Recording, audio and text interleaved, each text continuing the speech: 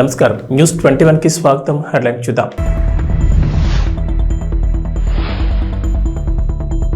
విద్యార్థుల కోసం రేవంత్ సర్కార్ సరికొత్త పథకం, 2 నియోజకవర్గాల్లో పైలట్ ప్రాజెక్ట్. బీఆర్ఎస్ ను వీడిన జగిత్యాల ఎమ్మెల్యే, ఎక్స్ వేదికగా స్పందించిన కేటీఆర్.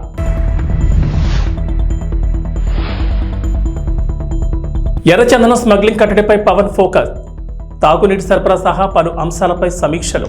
సంచలన నిర్ణయాలతో దూసుకుపోతున్న సీఎం రేవంత్ రెడ్డి పాలనలో తన మార్పు చూపిస్తున్నారు. ఈ క్రమంలోనే పోలీస్ శాఖకు సీఎం రేవంత్ రెడ్డి కీలక ఆదేశాలు జారీ చేశారు. దీంతో హైదరాబాద్ నగరవాసులకు పోలీసులు హెచ్చరికలు జారీ చేశారు. ఇకపై బహిరంగ ప్రదేశాల్లో మద్యం తాగొద్దని, రోడ్లపై అల్లర్లు సృష్టించొద్దని పోలీసులు హెచ్చరికలు జారీ చేశారు. మరోవైపు అనుమానాస్పద వ్యక్తులకు లిఫ్ట్ ఇవ్వొద్దని తెలిపారు. నగరంలో దుకాణాలు రాత్రి 10:30 నుంచి 11 గంటలకు మూసివేయాలని ఆదేశాలు జారీ చేశారు. ఇక నుంచి గంజాయి సరఫరాదారులను, గంజాయి తీసుకునే వారిని వదిలిపెట్టేది లేదని, అర్ధరాత్రి జులైగా ఎవరైనా తిరిగితే కఠిన చర్యలు తీసుకుంటామని పోలీసులు హెచ్చరికలు జారీ చేసినట్లుగా తెలంగాణ కాంగ్రెస్ తన అధికార ట్విట్టర్లో ఓ పోస్టర్ని విడుదల చేసింది.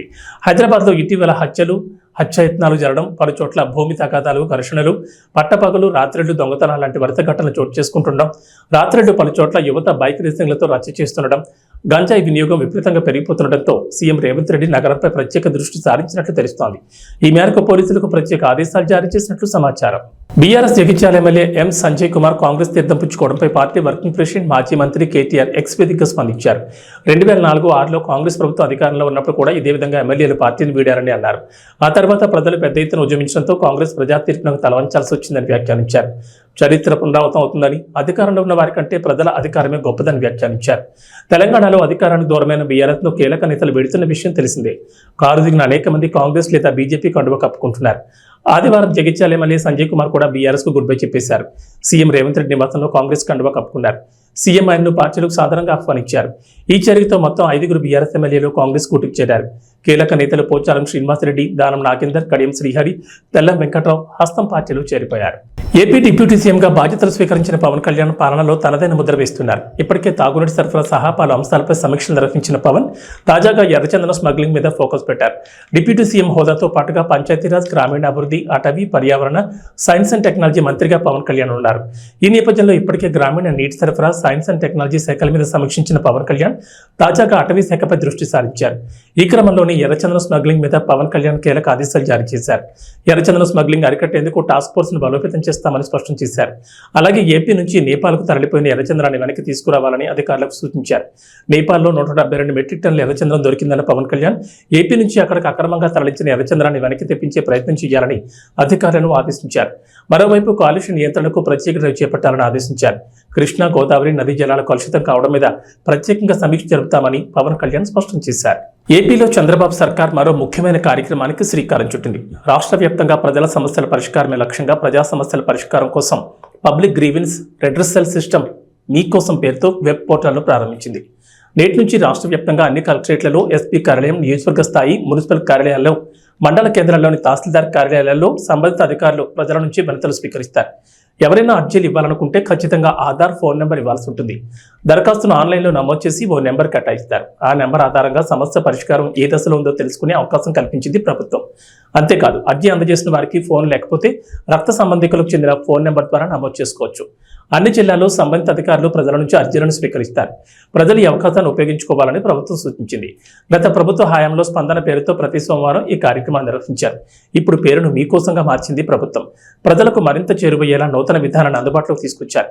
ఎలాంటి లోపాలకు అవకాశం లేకుండా ఈ కార్యక్రమాన్ని సమర్థవంతంగా నిర్వహించాలని ప్రభుత్వం అధికారులను ఆదేశించింది.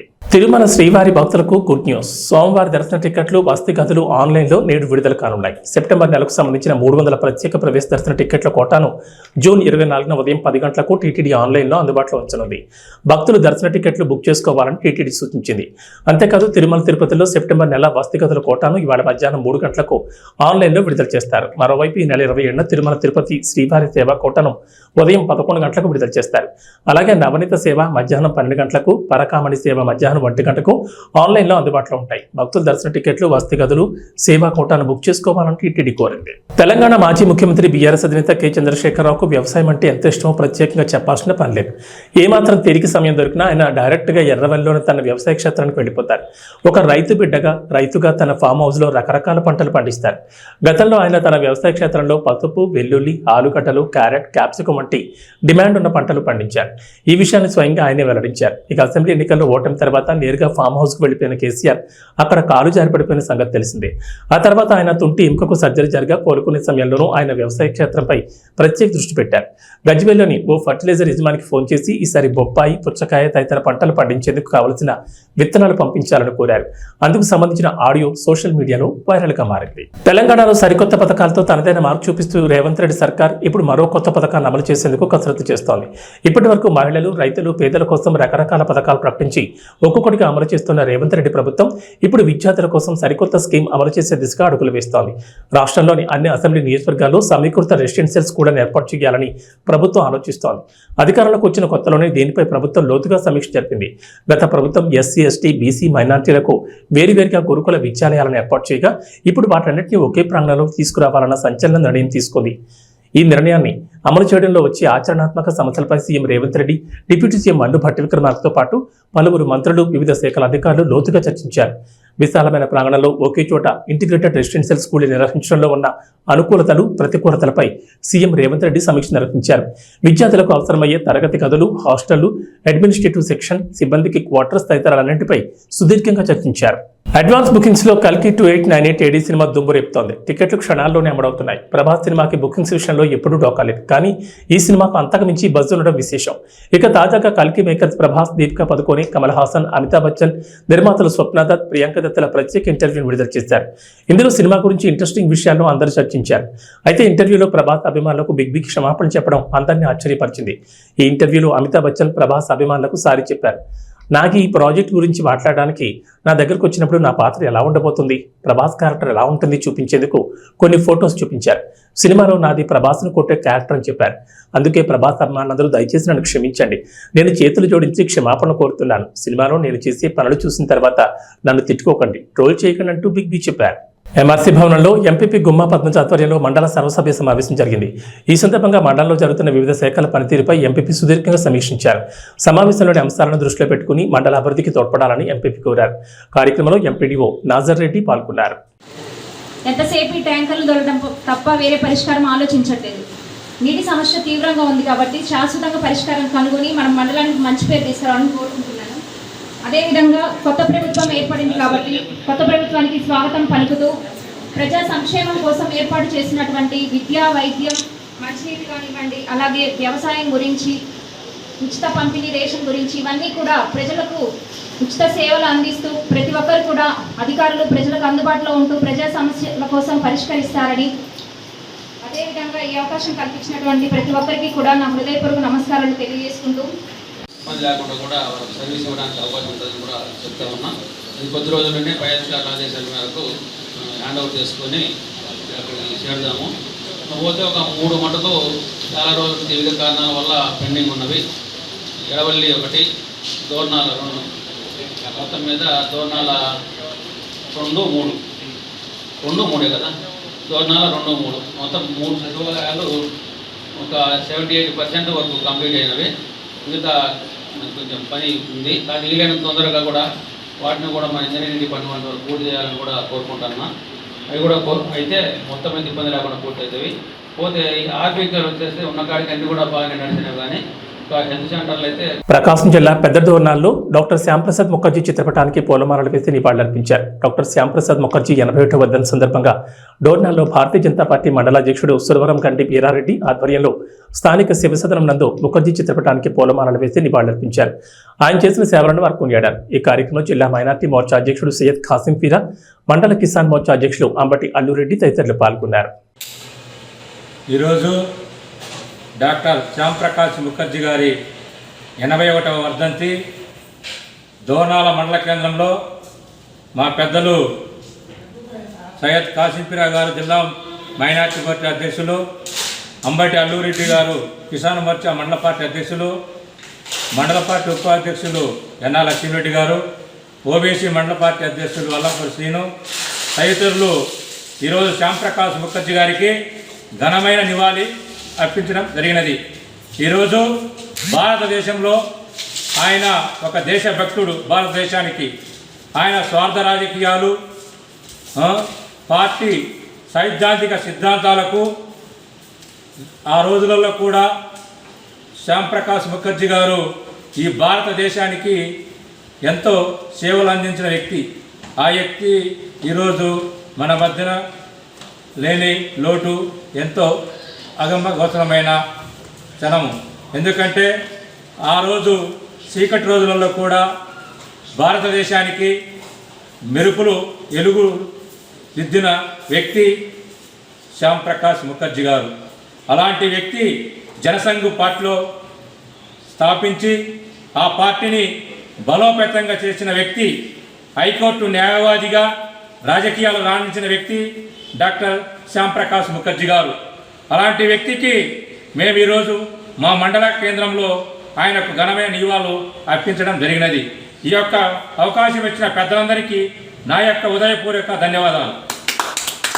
శ్రీ సత్యసాయి జిల్లా పుట్టపర్తి నియోజకవర్గం ఆమడుగురు మండల కేంద్రంలోని జెడ్పీహెచ్ స్కూల్ నందు శ్రీ మాతృశ్రీ వృద్ధాశ్రమ ఆధ్వర్యంలో ఉచిత మెగా వైద్య శిబిరం నిర్వహించారు. Saptagiri medical college research centre super speciality వైద్యులచే general surgery, Divyaksha general medicine, నాల్పుటిల్ orthopaedic, echo technicians Anushka, Aishwarya, అలాగే హాస్పిటల్ మేనేజ్మెంట్ ఆలూరు శేఖర్, జయవర్ధన్ గౌడ్, నాగేష్ కుమార్, బెంగళూరు సహకారంతో అమడగూరులో ఉచిత మెడికల్ క్యాంప్ మెగా వైద్య శిబిరాన్ని జెడ్పీహెచ్ స్కూల్లో ఆదివారం ఉదయం 9 గంటల నుంచి సాయంత్రం 3 గంటల వరకు నిర్వహించారు. సామాజిక సేవకుడు, అఖిల భారత freedom fighter Shahid Tipu Sultan United front జాతీయ అధ్యక్షులు ఉమర్ ఫారూక్ ఖాన్ అధ్యక్షతన జెడ్పీహెచ్ స్కూల్లో ఘనంగా నిర్వహించారు. ఈ ఉచిత మెగా హెల్త్లో భాగంగా సహాయ సహకారాలు, సేవలు అందించారు. Manjulavani, Ramu, B Murthy, Suryanarayana, medical store story, D Ashok, Somashekhar, reporter tailor Ramanjulu, V Ramanji, హరిక్, జీకేపల్లి, ఆశ్రమ నిర్వాహకురాలు మరియు కుటుంబ సభ్యులు ఇతరులు పాల్గొన్నారు.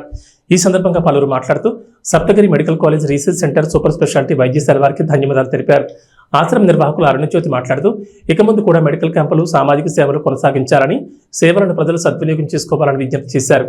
Saptagiri medical college research centre super speciality వైద్యశాల బెంగళూరు వైద్యులు దాదాపు 150 నుంచి 200 మందిని దాదాపు 5,000 రూపాయల echo, ECG, cardia, fitness, BP, sugar ఉచితంగా నిర్వహించారు. అలాగే 20 మందిని బెంగళూరు సప్తగిరి సూపర్ స్పెషాలిటీ వైద్యశాల ఇతర పరీక్షల నిమిత్తం రిఫర్ చేశారు. ఆశ్రమ నిర్వాహకురాలు అరుణజ్యోతి మరియు ముఖ్య అతిథులందరూ కలిసి సప్తగిరి సూపర్ స్పెషాలిటీ వైద్యశాల డాక్టర్లకు, సిబ్బందిని గౌరవించి సన్మాన కార్యక్రమం నిర్వహించారు. ఈ ఉచిత వైద్య శిబిరానికి అందరూ ఆశ్రమ నిర్వాహకులు, బంధువులు, మిత్రులు, ఆమడుగురు ప్రజలు, చికిత్స కోసం వచ్చిన వారందరూ కలిసి ఈ సామాజిక సేవా కార్యక్రమాన్ని విజయవంతంగా పూర్తి చేశారు.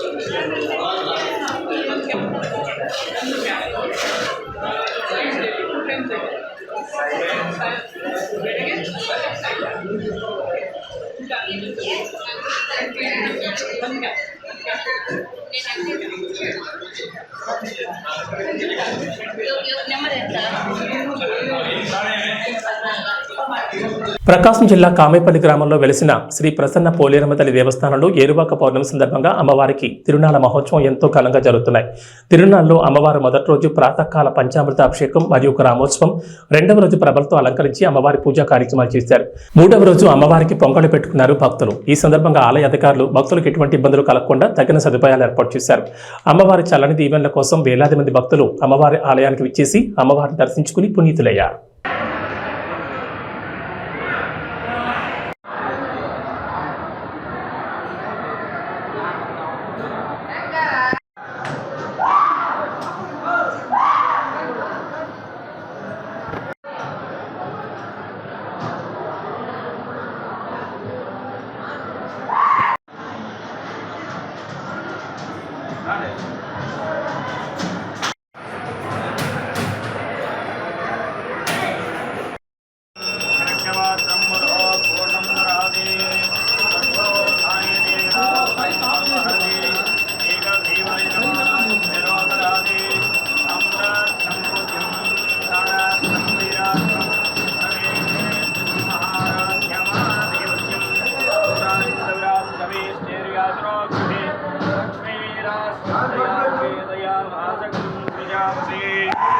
మండలం కామేపల్లి గ్రామంలో వేయించేసి ఉన్నటువంటి శ్రీ పోలేరమ్మ తల్లి దేవస్థానంలో జ్యేష్ఠ పౌర్ణమి ఏరువాక పౌర్ణమి సందర్భంగా అమ్మవారికి తిరునాళ్ల మహోత్సవ సందర్భాలు జరుగుతూ ఉన్నాయి. ఈ తిరునాళ్ల మహోత్సవంగా మొదటి రోజు అమ్మవారికి ప్రాతకాల పంచామృతాభిషేకము, అనంతరం పూజా కార్యక్రమాలు జరిగినాయి.